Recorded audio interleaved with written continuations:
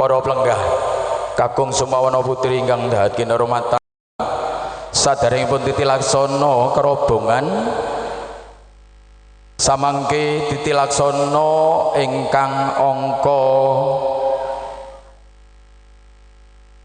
salajengipun nggih menika waosan ayat suci Al-Qur'an kunjuk dumateng ingkang kawogan pinercaya ingkang kagungan hajat waosan Al-Qur'an dipun waos panjenenganipun Ustadz Irsyad Hasnun Anwari.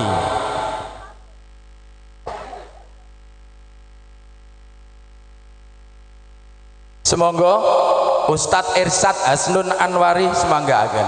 Lah iki calon ustadz kok nggih to? Ya, hebat nggih, elok tenan. Pun Cek kasuwun makarya punapa kemawon kasigeg sautawis nggih mergi enten lantunan wawasan ayat suci Al-Qur'an. Nuwun.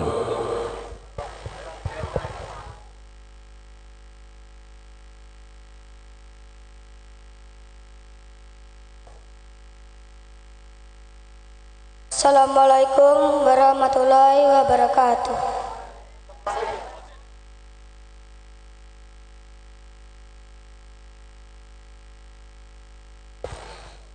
A'udzu billahi minasy syaithanir rajim. Bismillahirrahmanirrahim. Tabarakalladzi biyadihil mulku wa huwa ala kulli syai'in qadir.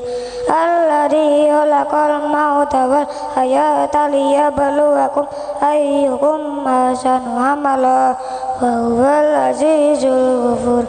Alladzi khalaqas sab'a samawati tibaqa ma tara fi khalqir rahmani min tafawut farjil basara hal tara min futur summarjil basara karrataini yang qaliba ilaikal basaru asyaw wa huwa asir walaqad zayyana as-samaa'a dunya bimasabiha waja'alna rujuman lis-syayatin wa a'tadna lahum adhabas sa'ir walilladina kafaru bi rabbihim adhabu jahannam wa bi'sal masir idza ulqu fiha sami'u laha shahiqan wa hiya tafur takadu tamayyazu minal ghayz kullama ulqiya fiha fawjun sa'alahum husnatuha lam ya'tikum nadhir qalu bala qad ja'ana nadhirun fakatabna wa qulna ma nassallallahu min syai'in antum illa fi dalalin kabir. Sadaqallahul adzim. Assalamualaikum warahmatullahi wabarakatuh. Waalaikumsalam warahmatullahi wabarakatuh. Matur suwun Ustaz nggih. Mugi-mugi waosan Quran andayani tumuruning wahyuning kautaman tansah kaparingaken dhateng pinanganten sekalian sumrambah dhateng ingkang kagungan hajat sumrambah malih dumateng kula lan jenengan sami. Nuwun.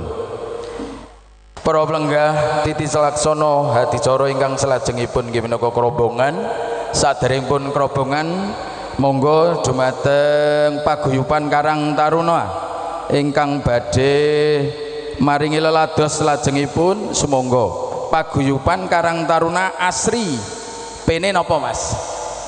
Oh asri pentuk nggih sumangga gegarane wong agrame tutup benda tutup rupa semonggo hanawung krida kepareng among ati pawitane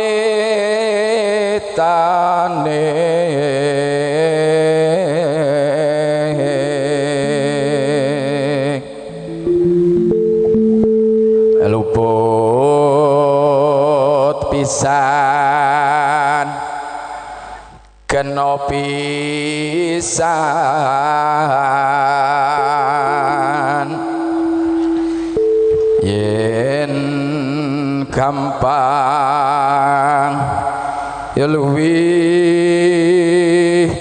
gampang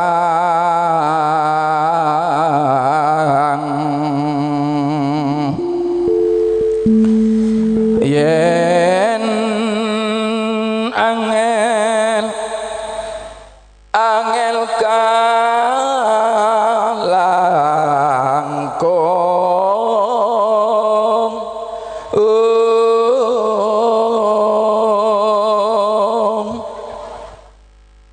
tan kena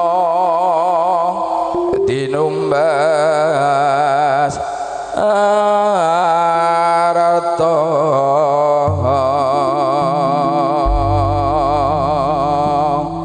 biasane dadi ati ning niki mergi napa sungkeman kerobongan mila kunjuk pametering budaya kaungelaken ladranging Ibu Pertiwi sumangga nun.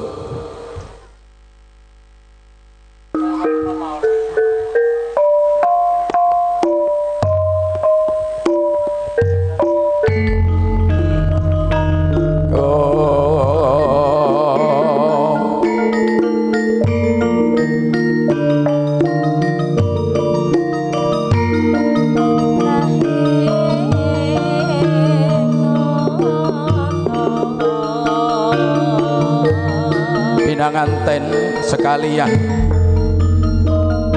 kawistara ngawontenaken kacar kucur gunakaya pratandha pinanganten kakung sakwuse gebyur wonten ing madyaning alaming bebrayan anggadhahi kewajiban kedah maringi gunakaya utawi nafkah mring ingkang garwa jumbuh kalian unen-unene ari jalu kawamunalan nisa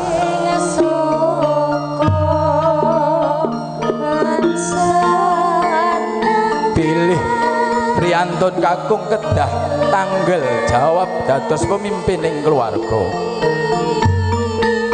kacar kucur ingkang arupi uwasaha arta receh sampun kaasokaken lajeng kapasrahaken dhateng tiyang sepuh kalih ingkang mawi pralampita mbok pilih anggenipun makarya dipun paringaken ingkang garwa wonten tirahipun kedah dipun celengi kangge temurune ngantos dumugi 7 turunan sasampunipun kacar kucur kalajengaken dahar sesarengan kawastanan Gembul Bujana Kembul Amol Bujana dahar sesarengan diajeng garwaning sun hilwahanin sakia nona inggih Kang Mas sawetara anggenya ngrantu rawuhku ana ing papan pawiwan kene aku ngrasake jeneng sira mesti ngelak lan luwih nona inggih kasinggihan Kang Mas yo kene-kene tak dolang yo dio inggih matur sembah nuwun piye rasane piye dolanganku dolangane wong kakang iki karo maos eco Kang Mas meneh nginggih oh ngelak tenan lan luwe tenan iki weh jan elok tenan dulang dinulang ingkang mawi pralampita mbok bilih ingkang sampun wonten ing alam bebrayan wonten obah usike disangga bareng Tata Titi Tinata tansah mangya raharja kalis niring sambi kala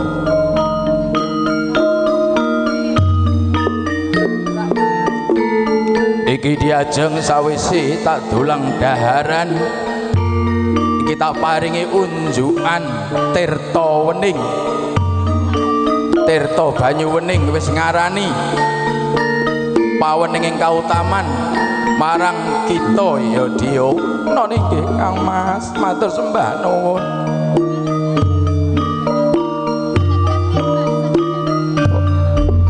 Ayo saiki diunjuk bareng-bareng piye rasane seger sumiyah Kang Mas. Oh iya kita rah pinter ibumu pinter tuk nyiapke kanggo unjukan mantune sing bagus dhewe.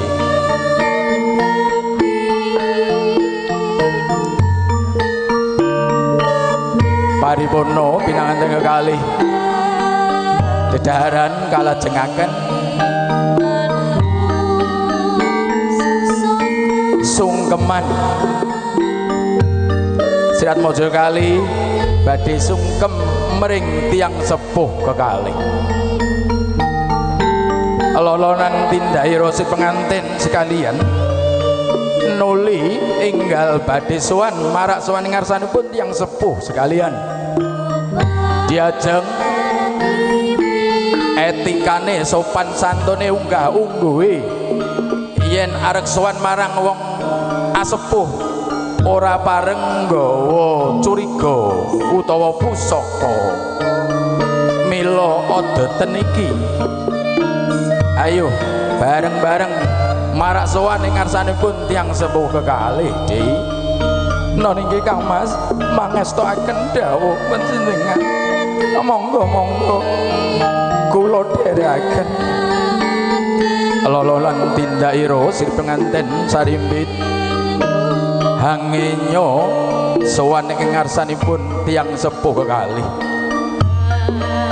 Rama dalan ibu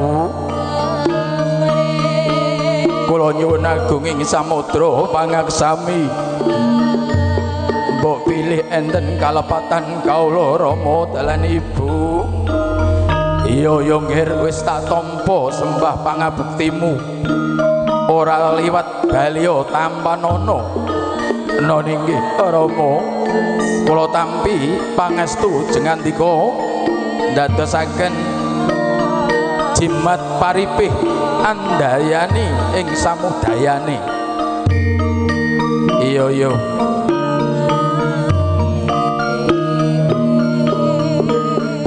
anak kunduk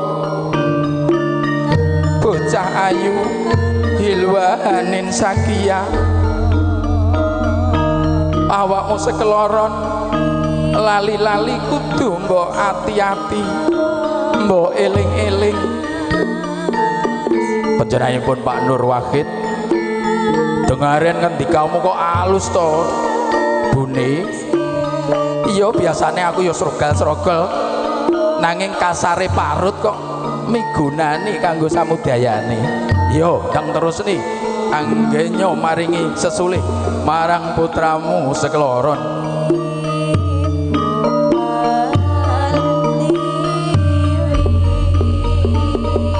ya wis kono-kono mengko wae tak teruske anggen kumaringi Ursitawara nuli pinanganten putri gantos tiyang sepuh kekalih ingkang sisih kidul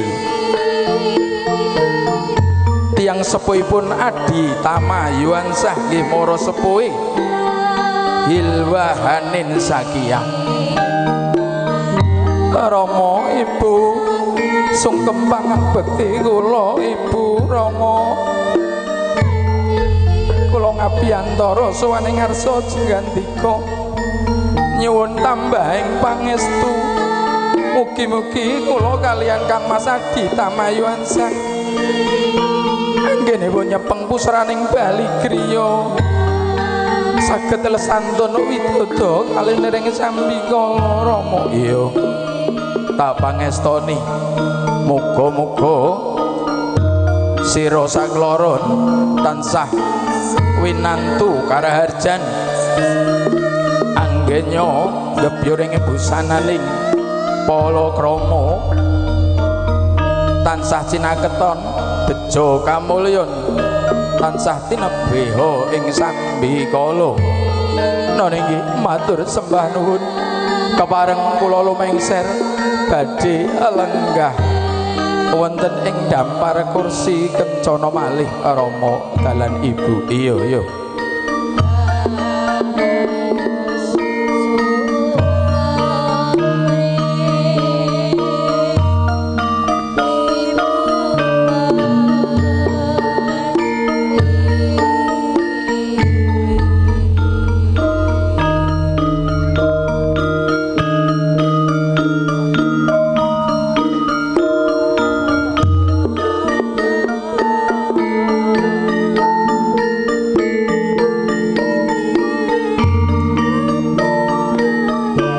Jumeneng jinejer kaapit Rama dalan Ibu kapendhet gambaripun.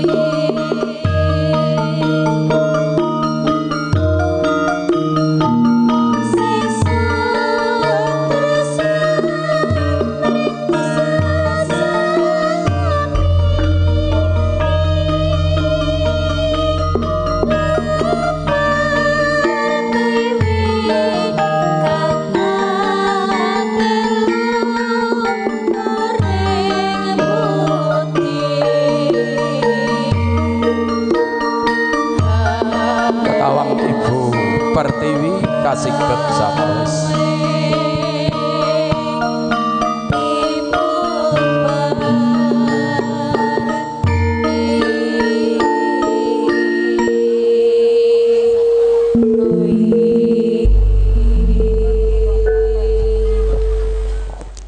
Para pelenggah ingkang dahat kinurmatan, paripurna titilaksana kerobongan kanthi widodha kalis niring sambikala. Salajengipun titilaksana ingkang salajenging inggih menika langsung kewala nggih amargi niki pun jam 12 langkung mila pasrahipun pinanganten kakung Sekar Cempaka Mulya badhe kaadani mangke fotonipun sak sampunipun lung tinampen mekaten. Para pelenggah ingkang dahat kinurmatan, titilaksana ingkang salajengipun inggih menika tanggap wacana pasrah panampi wondene ingkang hamasraken Sekar Cempaka Mulya panjenenganipun Bapa Tekad Waloya. Sumangga panjenenganipun Bapa Tekad Waloya kula aturi jengkar saking wisma palenggahan tumuju wonten ing wisma pangandikan binarung kados dene Punggawa saking Mataram.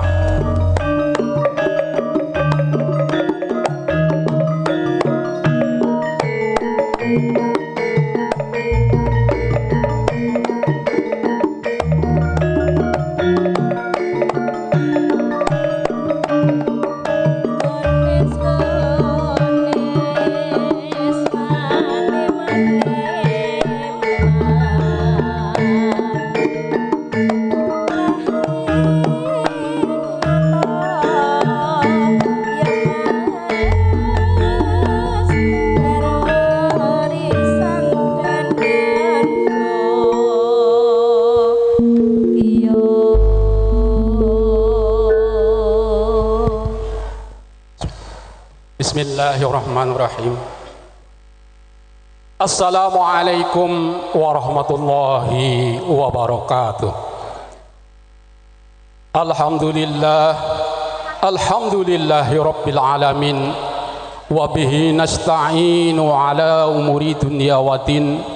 Sayyidina wa maulana Muhammadin abdika wa rasulika wa ala alihi wa sahbihi ajma'in.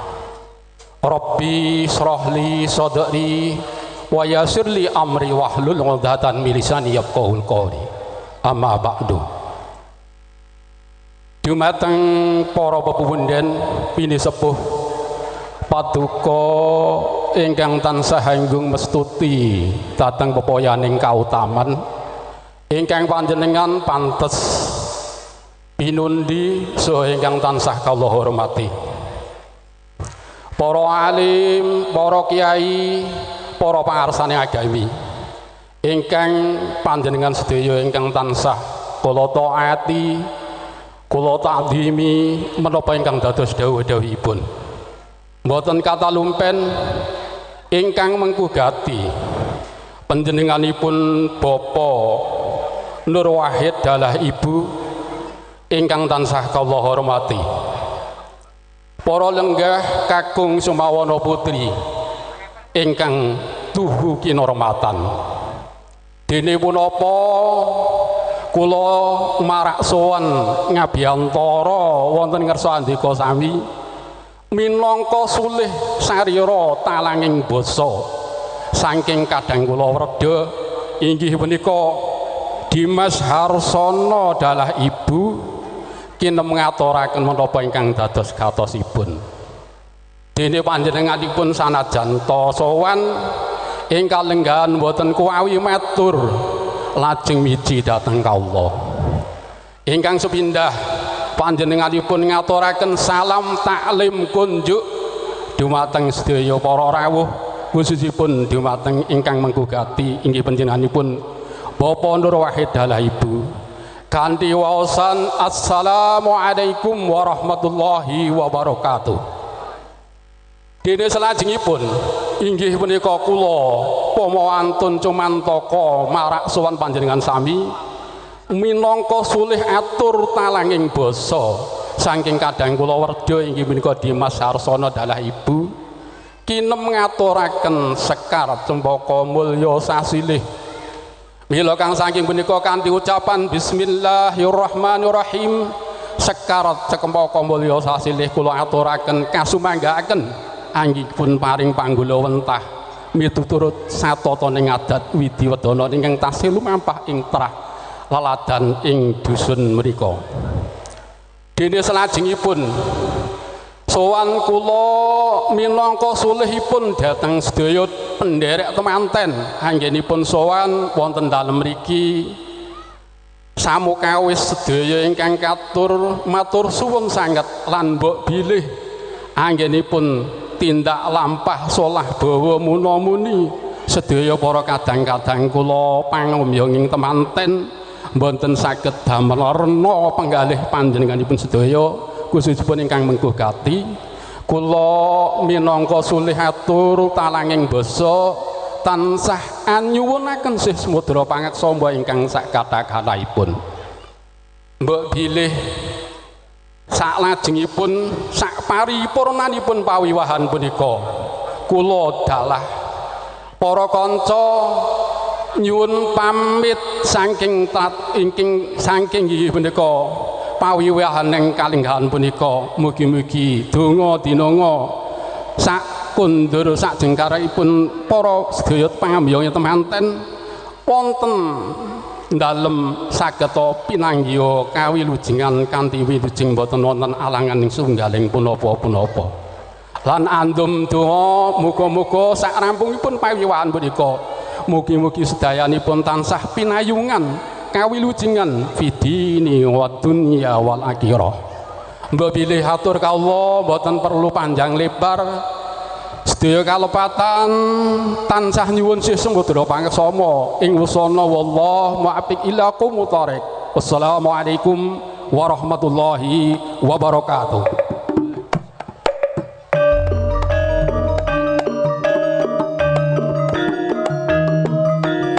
atas titis wijang pangandikan jenenganipun panjenenganipun Bapak Tingkat Waloyo ingkang hamakili panjenenganipun Bapak Suharsono ingkang hamasraken Sekar Cempaka Mulya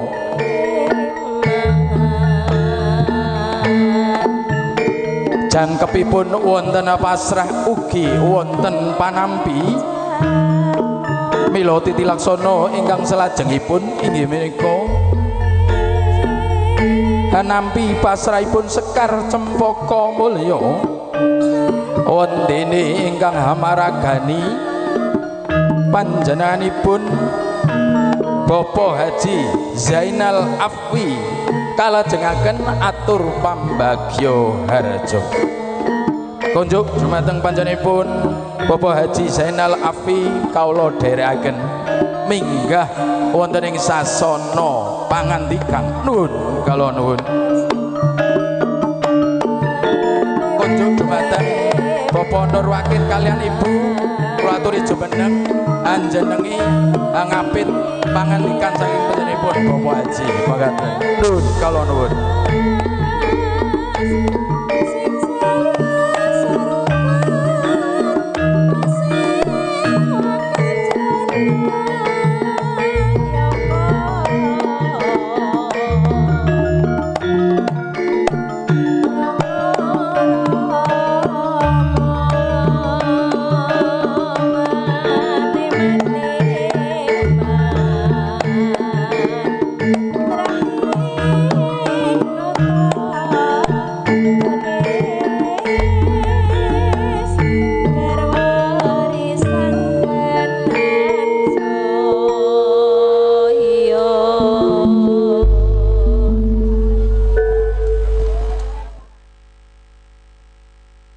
Assalamualaikum warahmatullahi wabarakatuh.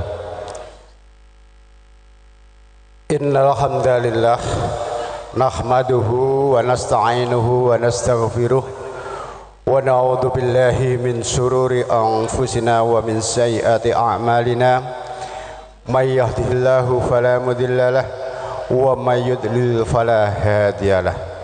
أشهد أن لا إله إلا الله وحده لا شريك له وأشهد أن محمدا عبده ورسوله لا نبي بعده أما بعد.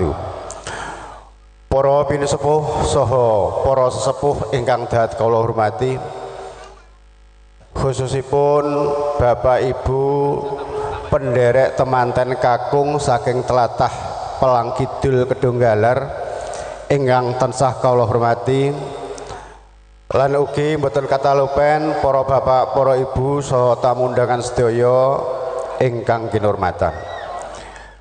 Langkung rumiyin semonggo tansah kita dherekaken muji syukur dumateng ngarsanipun Allah Subhanahu wa taala ingkang sampun paring rahmat nikmat lan pitedah dumateng kula lan panjenengan sedaya. Katitike wonten ing enjang menika kula anjenengan sami saged rawuh makempa silaturahim wonten ing pawiwahan ing enjang menika. Pramila sumangga tansah kita syukuri kanthi ucapan alhamdulillahirabbil alamin. Kaping kalihipun shalawat ugi salam tetep kita tujuaken dumateng junjungan Nabi kita Nabi Muhammad sallallahu alaihi wasallam. Uswah hasanah kita awit ing donya ngantos dumugi ing akhirat. Mugi-mugi kula panjenengan sedaya benjang pikantuk syafaatipun wonten ing yaumul kiamah. Amin amin ya rabbal alamin. Para bapak, para ibu pinelenggah ingkang dahat kula hormati, ing mriki kawula minangka talang atur saking panjenenganipun Bapak Nur Wahid dalah Ibu Marsuti supados nampi atur pasrahing temanten ingkang sampun kapasrahaken kala wau.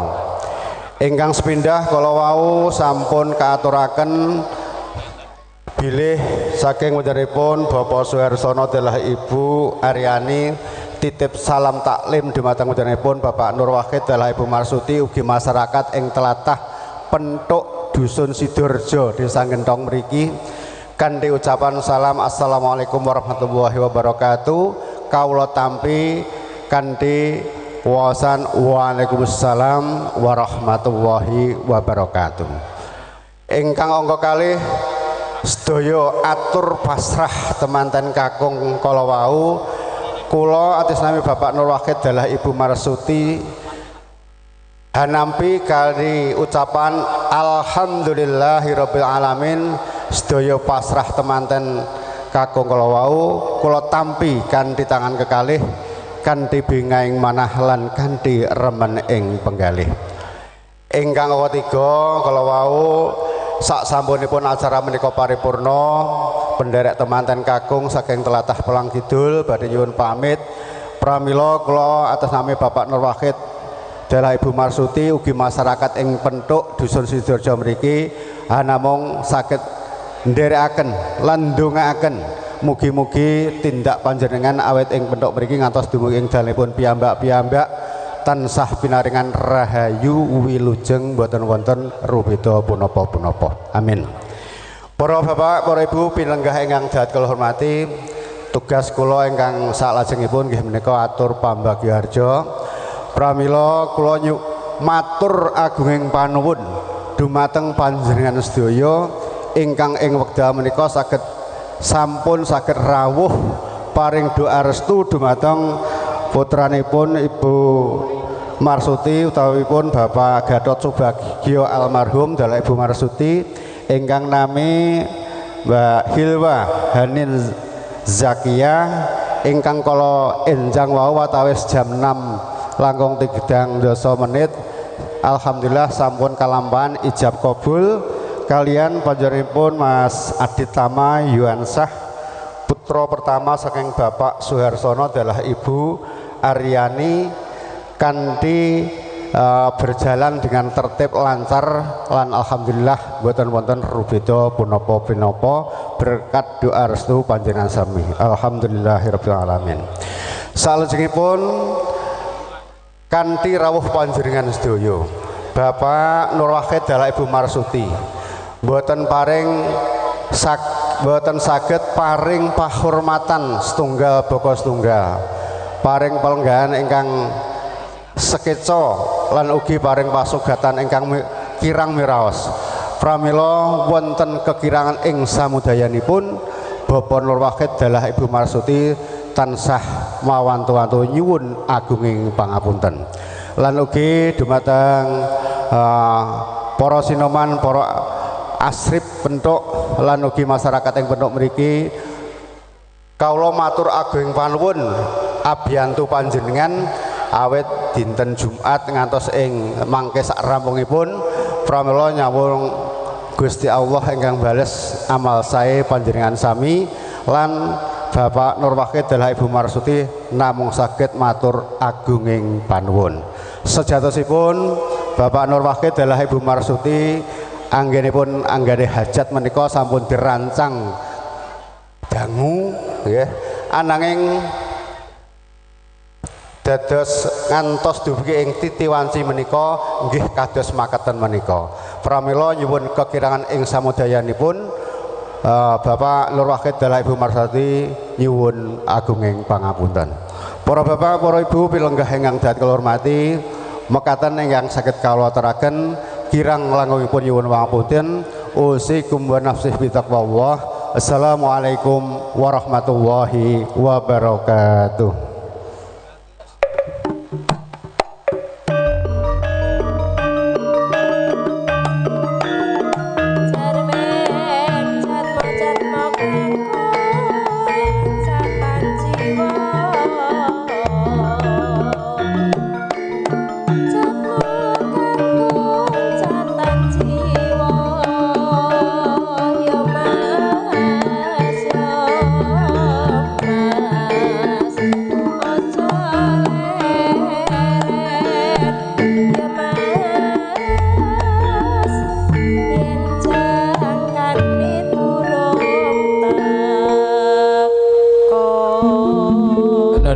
Tatas titis tetes gamblang terwoco mboten wonten ingkang karempit pangandikan panjenenganipun Bapak Haji Zainal Afwi ingkang hanampi pas Hanampi pasraipun Sekar Cempaka Mulya dalahan kalaju atur pambagya harja. Para plenggah ingkang dahan kinurmatan, Titi Laksana selajengipun inggih menika Titi Laksana foto keluarga. Mila kunjuk dumateng keluarga mliginipun keluarga pinanganten kakung wonten mriki dereng wonten seratan. Mila laju kemawon setunggal mbaka setunggal napa kalih-kalih napa sekan-sekan monggo enggal tumuju wonten ing dampar kencana wonten ing papan pawiwahan rinengga minggah setinggil pinaturata kapareng foto sesarengan kalian Sri Atmaja pinanganten sarimbit mekaten. Monggo kunjuk dumateng pangombyong pangrakipun pinanganten kakung sumanggaaken semangga nun kangge ngregengaken suasana. Monggo all artis. All artis niki mijil saking pundi Mas? Mijil saking pundi niki musike? AM to? Agus Ma'ruf saking Babatan. Jan elok jan sekeca musikipun nggih. Monggo al artis niki panyuwunan saking pinanganten sekalian. Nggih menika katresnane kang sejati. Katresnan kang sejati. Monggo kalih foto-foto monggo keluarga saking pinanganten sarimbit pinanganten kakung kepareng enggal tumuju wonten ing sasana foto mangke kalajengaken saking foto-foto keluarga manten pinanganten putri mekaten nggih. Niki wonten saking pihak penganten putri saking langkung rumiyin saking kanca-kanca Dwija, kanca-kanca guru saking SD Maron Laladan Magetan niki nggih. Mangke sasampunipun saking keluarga pinanganten kakung mangke dipun susul saking SD Maron Magetan. Kalajengaken ingkang angka 3 menika saking keluarga ageng Dwijawati saking Min 8 Bendo lan ugi Dwija lan Dwijawati MTS 11 Bendo Tempuran. Monggo siaga enggati. Lajeng ingkang sekawan nggih menika Mias MI Asalam Sidorejo ingkang angka gangsal malih keluarga manten putri panjenenganipun Bapak Kodin, Bu Nuryati, Bu Marianah, Bu Komsatun, Bapak Anwari, keluarga saking Jatisari, keluarga Gedangan, keluarga Ngawi, keluarga Bapak Udin, Bapak Dartono, keluarga Mbah Asmunah, keluarga besar Mbah Supio. Monggo kalaju kemawon. Monggo Mbak, katresnan ingkang sejati sumangga nun. Piye Pak Nen? Sugeng siang niki ketuane AM Production Entertainment Pak Agus mundi dawuh Mbak Yu kula nika. Oh nggih. Nah, Mbak Yu Marsuti. Sami niki sambatan kancane. Dene engko nek mulih wis ndang pamit ngono ae. Ora diujug-ujug karo dulur-dulur ibu-ibu kula tengking. Oh nggih. Sedayanipun ingkang nembe ngrahapi pasugatan dahar. Estu pun sekecakan anggenipun dahar. Monggo pun telasaken mangke ampun kesesa kundur. Ambok bilih badhe mangke tambah malih matur kalih buke. Nggih. Katresnan sejati, Pak. Nggih, katresnan sejati. Mangke dipun susul malih keluarga saking MI pun MI Pak Nur Wahid.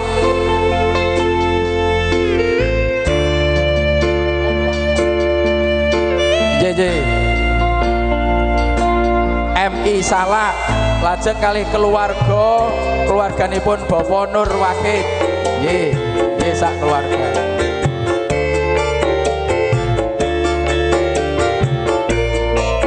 Semoga hanya kecaken anggenipun lenggan kali Mardika Mardikane Kayun. AM Entertainment.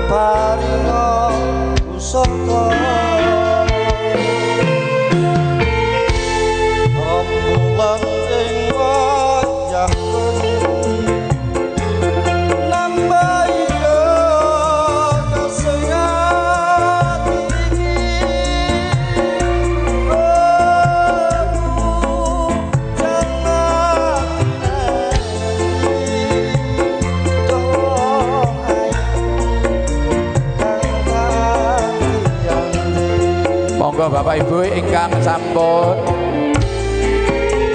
kaserat wonten ing mriki semoga kula aturi hanya keti papan pinanganten sekalian.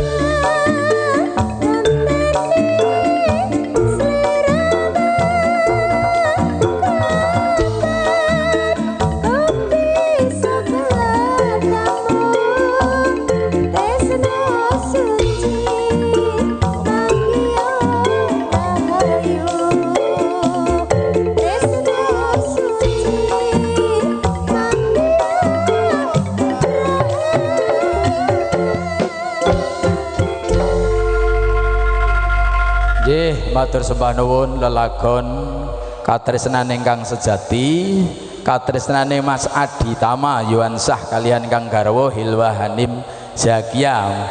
Selamat menempuh hidup baru, mudah-mudahan sakinah mawaddah warahmah loma. Amin. Semoga ingkang foto sing dereng saking keluarga Dwijawati SD Maron. Sampun nggih. SD Maron. Semoga SD Maron Magetan nyemanggakan siap siaga. Mangke kalaju saking Min 8 Ngawi, Min Bendo. Pundi iki priyantone Min 8 Ngawi iki pundi iki? Mbak Yu, siji loro telu kelompok siji kelompok loro kelompok telu. Pundi Mas Agus manggene teng pundi niki? Lah ponane teng mriku. Wah, monggo nyaketi. Napa sesuk dahar niki? Sesuk dahar. Monggo. Oh, nggih nggih. Niki enten Mas Agus niki enten badhe nyekar saking panjenenganipun Pak Bambang Sujoko pundi? Pak Bambang Sujoko pundi? Bapak Bambang sing kagungan Bringos kados pager kecamatan. Oh nggih, monggo Pak Bambang laju kimala. Ini biasanya ini uro-uro Pak Bambang. Oh uro-uro. Nggih, sae. Nyidam sari biasanya. Nggih, lelagon campursari nggih semonggo. Dangdut ya semonggo. Langgam-langgam ya. Jan elok tenan musike sae Mas Agus. Iki cara tak gawa ngalor terus piro iki borongane. Rong paket piro? Lho aja ngono to. Ndek ben kula bingung golek musik ora entuk e. Jenengan takon golekne ora entuk. Pun monggo Pak Bambang. Nggih Mas. Nggih. Napa lelagone? Mas nganten mugi-mugi Mas nganten sekalian anggenipun gebyur bebrayan agung dados keluarga ingkang sakinah mawaddah warahmah. Amin amin amin Allahumma amin. Alhamdulillah kula paring wekdal kagem nderek dana swara mangke mbake mawon sing nembang kula tak sing bawa ura-ura mawon. Oh nggih, Caping gunung. Pun jos jis tenan niki. Dijenglengke mboten Pak? Jenglengne no. Jenglengke. Iya, kendangnya ayo siap jengleng. Monggo setunggal lelagon cumanggaken Pak Bambang. Saben bengi nyawa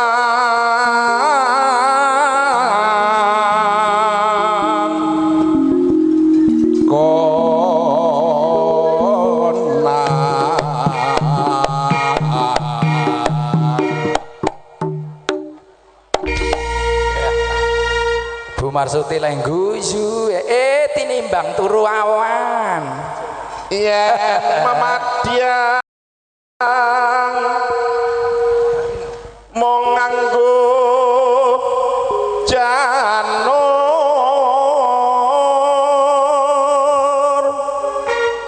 kuning. Ayo sarunge mumbul sing dhuwur. Ya. Jan elok marem tenan. Gak rugi ngundang musike Mas Agus ini. Kembang wae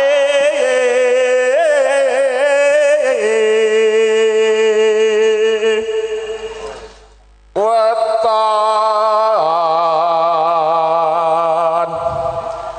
duno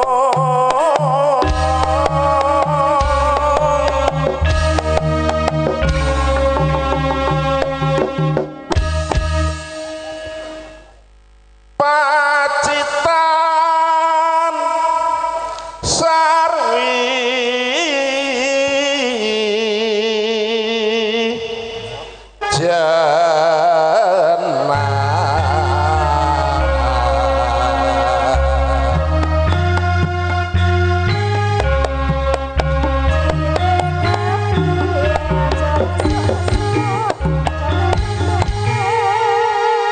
Nyuwun pangapunten sing bagian mriku kidul nggih.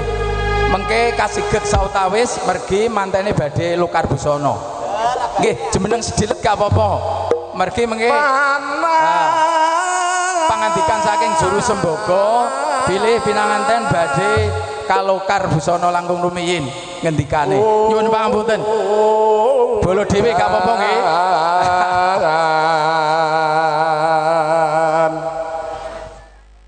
Panas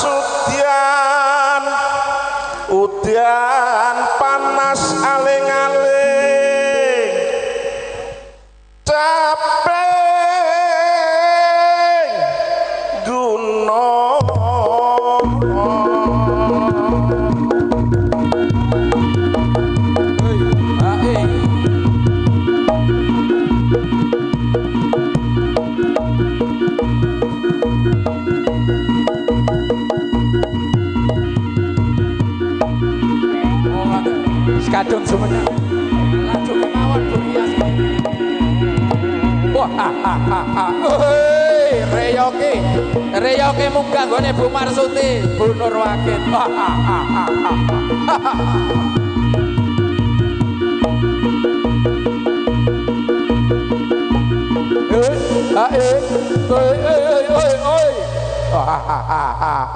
Bu Ida piye iki pengen joget ora Bu Ida najan wadon sarta lanang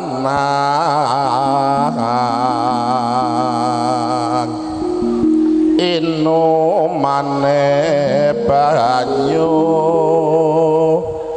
bane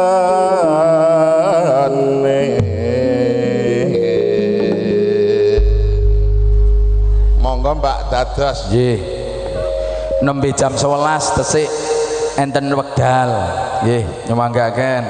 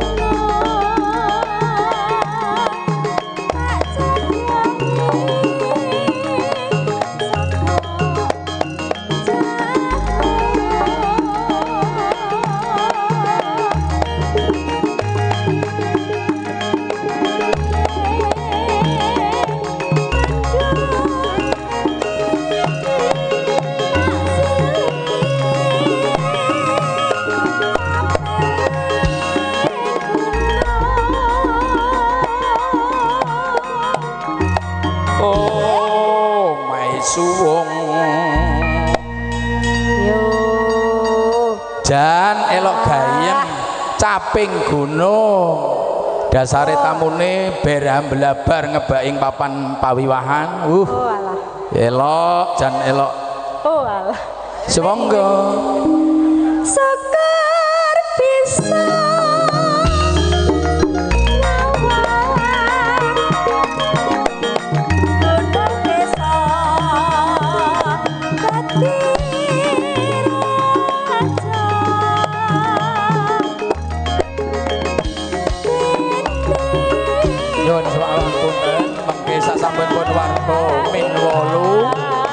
fotonipun kasih sawetawis nggih mergi pinanganten badhe foto badhe Lukar Busana mangke foto dipun siket yuk joget min 8 pindho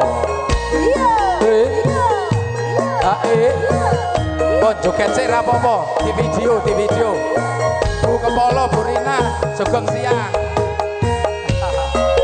saya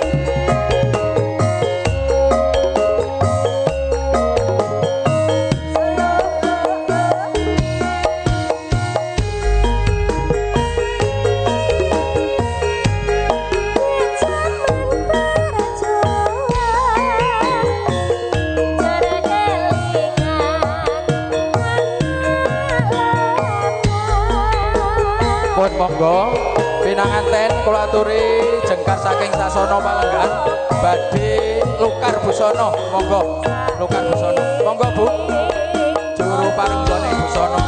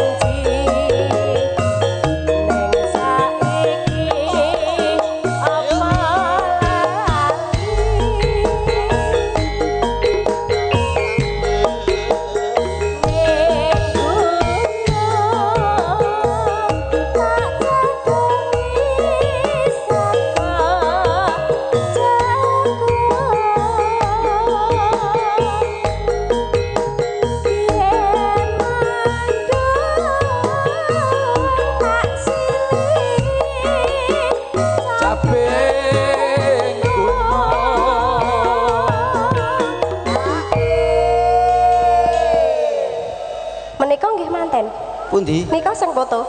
Lho nika nggih manten lho nika. Oh, mantene pinten? 3. Nika ibuke manten. Oh, ibuke manten. Nika nggih katelah manten ninggal. Oh. Tak kira yo manten kok. Sapa kae sing ngendikan kok ya weruh wae to. Lah nggih lah wong nggih mawi niku napa Nggih, sae-sae. Syukuran mesti sani yo ngene iki panen. Berarti nyukuri nggih Mas awak. Agus. Nyukuri awak dhewe karo mantoke anake. Heeh. Bah, penak lek ngono carane, Bu. Sekali modal. Aku terus dilirik emak-emakku ning nguri. Gus gak paring ngono kuwi. Mboten pareng ngoten niku. Gak pareng. Jenengan sampluk. Aku arep dijewer ibu-ibuku nguri lho, ibuku sing cembah bel lho. Ayo, saitik Gas, Dik. Sekar bisa.